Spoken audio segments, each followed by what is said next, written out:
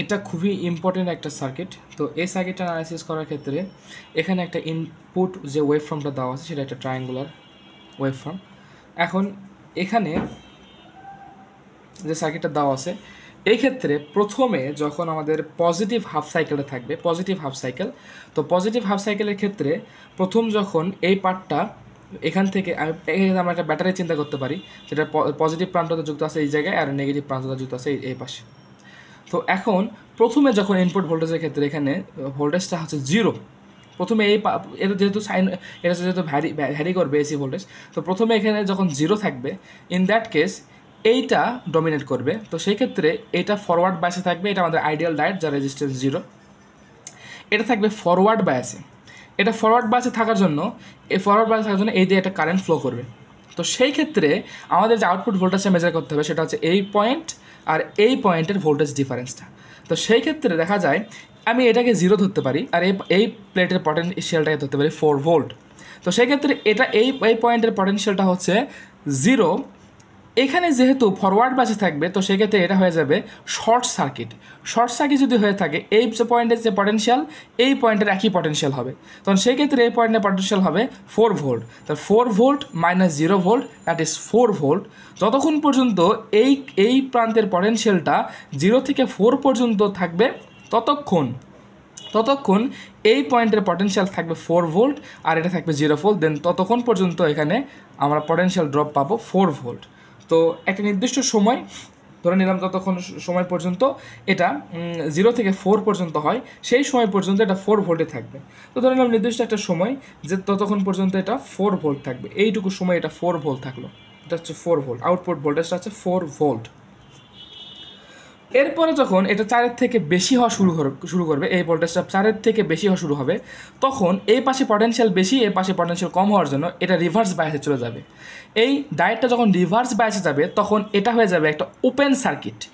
Open circuit হওয়ার জন্য এই দিক দিয়ে কোনো প্রকার কারেন্ট ফ্লো করবে না। যদি কারেন্ট ফ্লো না করে তার মানে এই সার্কিটে কোনো প্রকার কারেন্ট থাকবে না। যদি কারেন্ট না থাকে এটা ওপেন সার্কিট হয়ে গেল। ওপেন সার্কিট হয়ে যাওয়া মানে এই পার্টটুকু আমার সার্কিট থেকে বাদ হয়ে যাবে। এই প্রান্তের এই পয়েন্টে পটেনশিয়াল তো জিরো, ধরে নিয়ে আমরা কাজ করার সুবিধা, তো এখানে জিরো, এটা সার্কিট থেকে বাদ হয়ে গেছে। আর কোনো প্রকার কারেন্ট যদি ফ্লো না হয় তাহলে এই পয়েন্টে যে পটেনশিয়াল এই পয়েন্টে একই পটেনশিয়াল হতে হবে, তখনই একমাত্র পসিবল যে এর ভিতরে কোনো প্রকার কারেন্ট ফ্লো হচ্ছে না। তাহলে এই পয়েন্টের পটেনশিয়াল যা এই পয়েন্টের পটেনশিয়াল তাই। তাহলে এখন 4-এর থেকে যখন বড় হবে তখন এটার যে পটেনশিয়াল তাই আর এটা হচ্ছে জিরো, দেন পটেনশিয়াল ডিফারেন্স যেটা হবে সেটা ভিআই এর সমান হবে। তাহলে এখান থেকে শুরু করে যখন এই ভিআইটা 4-এর পর থেকে 16 পর্যন্ত পৌঁছাবে তখন এই পয়েন্টের পটেনশিয়াল ভিআই এর পটেনশিয়াল ইকুয়াল হবে। তো ধরে নিলাম যে এটা 16 পর্যন্ত যখন পৌঁছায় ততক্ষণ এটা সমান থাকলো। দেন একইভাবে 16 থেকে যখন 4 পর্যন্ত আবার ডাউন হয়ে আসবে ওই একই বিষয় ঘটবে, এই পয়েন্টের পটেনশিয়াল ভিআই এর সমান হবে, এটা হবে জিরো, ডিফারেন্সটা হয়ে থাকবে ভিআই এর সমান। তাহলে এই পর্যন্ত আবার একই বিষয় ঘটবে যতক্ষণ পর্যন্ত 4-এ আসে। দেন এটা যখন আবার 4 থেকে ছোট হওয়া শুরু করবে তখন প্রথমকার একই সিনারি তৈরি হবে এখানে আবার।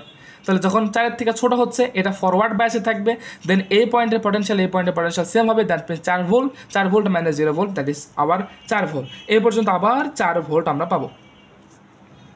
এখন নেগেটিভ হাফ সাইকেলের পালা। যখন নেগেটিভ হাফ সাইকেল তখন আমরা চিন্তা করতে পারি পোলারিটি চেঞ্জ করে যে এই পাশটা হয়ে যাবে পজিটিভ, এই পাশটা ধরে নিলাম যে এটা হচ্ছে নেগেটিভ, তাহলে এটা পজিটিভ প্রান্ত এটা নেগেটিভ প্রান্ত ধরে নিয়ে কাজ করতে পারি। তাহলে এখন প্রথমে যখন ভিআইটা জিরো চিন্তা করতে পারি, তো ভিআই যখন জিরো তখন এই পয়েন্টের পটেনশিয়ালটাও জিরো, একই কানেক্টেড যেহেতু এখানে এই পর্যন্ত পটেনশিয়াল জিরো। দেন এখানে আসার পর একটা ব্যাটারি আছে, এইটার জন্য এই ডায়েটটা ফরওয়ার্ড বাসে থাকবে, দ্যাট মিনস শর্ট সার্কিট, তো এটা কারেন্ট ফ্লো করবে। তাহলে এই পয়েন্টের পটেনশিয়াল হচ্ছে 4, দেন এখানে শর্ট সার্কিট হয়ে গেলে এই পয়েন্টের পটেনশিয়ালও হবে 4, 4 মাইনাস 0 দ্যাট ইজ 4 ভোল্ট। ওকে, ঠিক আছে। এখন ধীরে ধীরে এখানের পটেনশিয়াল 0 থেকে যদি বাড়া শুরু করে সেক্ষেত্রে কী করবে, ধরে নিলাম আর একটু বাড়ার পরে হলো 2 volt.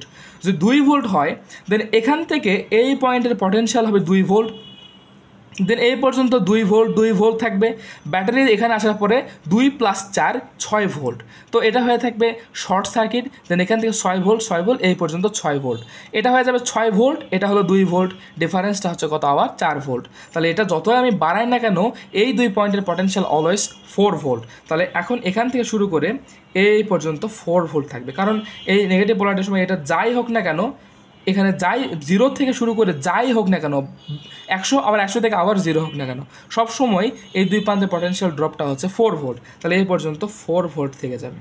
That is the graph. Output V নটের জন্য এটা আউটপুট ওয়েভ ফ্রম